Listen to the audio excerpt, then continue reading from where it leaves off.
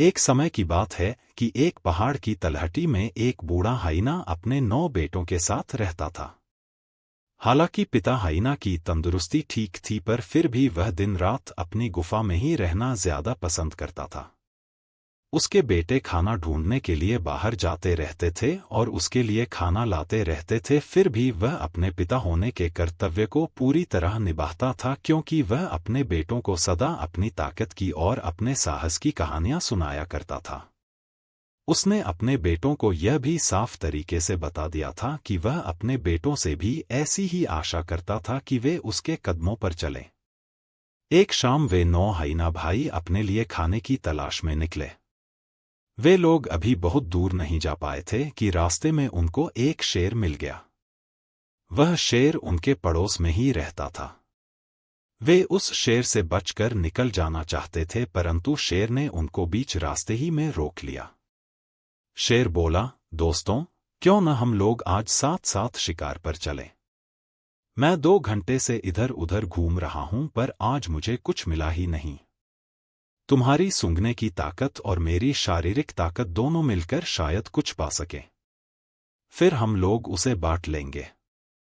हालांकि हाइना लोग अपना शिकार खुद ही करना पसंद करते थे, परंतु यह बात शेर से कहे कौन।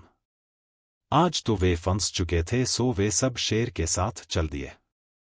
पर शायद किस्मत उनके साथ थी, इसलिए हाइनाओं की सूंघने की ताकत जल्दी ही उन सबको एक पेड़ के पीछे ले गई, जहां एक शिकारी ने अपनी शिकार की गई मुर्गियां एक थैले में रखी हुई थी। शेर ने तुरंत ही वह थैला फाड़ डाला और उसमें से सारी मुर्गियों को बाहर निकाल लिया। वे पूरी 10 थीं। शेर बोला, देखो न हाइना, हम लोगों का साथ साथ शिकार पर निकलना कितना अच्छा रहा। हम लोगों को तुरंत ही खाना मिल गया। आओ अब इसे बांट लेते हैं। ऐसा कहकर उसने 9 सबसे अच्छी मोटी मोटी मुर्गियां अपने लिए चुन ली और एक पतली सी छोटी सी मुर्गी उसने हाइनाओं की तरफ उछाल दी। हालांकि सब हाइनाओं ने धीरे से गुर्रा कर इस बंटवारे पर अपना गुस्सा जाहिर किया, परंतु शेर की एक हल्की सी गुर्राहट पर ही सारे हाइना शांत भी हो गए। शेर ने हाइनाओं से पूछा, क्या बात है? आप लोग मेरे इस बंटवारे से कुछ अनमने से क्यों हैं? क्या मैंने बंटवारा ठीक से नहीं किया? हाइना डर के मारे कोई जवाब नहीं दे पा रहे थे। कुछ देर तो शेर ने उनके जवाब का इंतजार किया, फिर जब उसको उनसे कोई जवाब नहीं मिला तो उसने अपनी 9 मुर्गियां उठाईं और अपने घर की तरफ चल दिया। उधर वे दुखी उदास हाइना भी अपनी पतली सी छोटी सी मुर्गी उठाकर इसलिए जल्दी जल्दी अपने घर चल दिए ताकि उनके पिता को उनके देर से घर आने की चिंता न हो। घर आकर उन्होंने अपने पिता को अपने शिकार की कहानी सुनाई। पिता हाइना ने जब अपने बेटों की कहानी सुनी तो उसने अपने बेटों को उनकी सुस्ती और डरपोक होने पर आधे घंटे का एक भाषण दिया और फिर आखिर में कहा, यह तो एक हाइना का एक कौर भी नहीं है। हम सब इसमें से कैसे खाएंगे?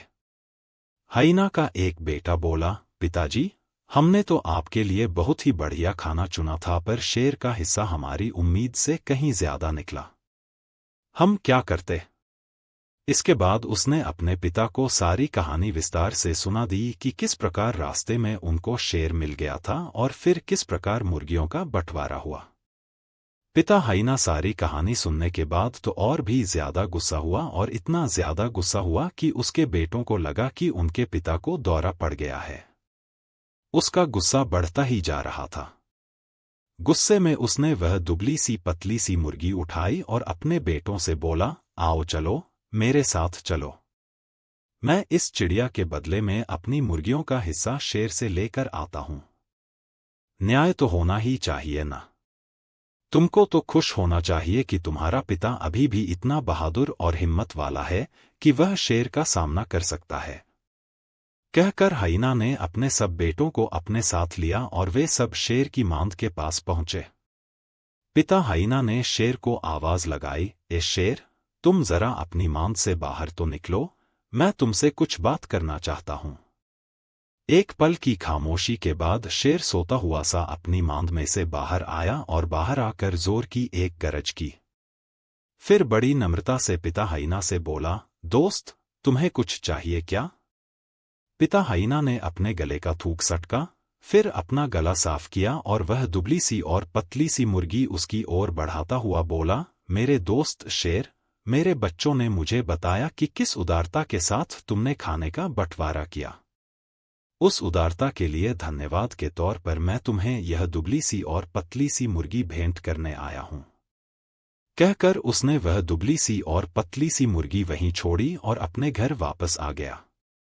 इस कहानी से भी हमको यही शिक्षा मिलती है कि अपने से ताकतवर दुश्मन के साथ लड़ने झगड़ने और बहस करने से कोई फायदा नहीं।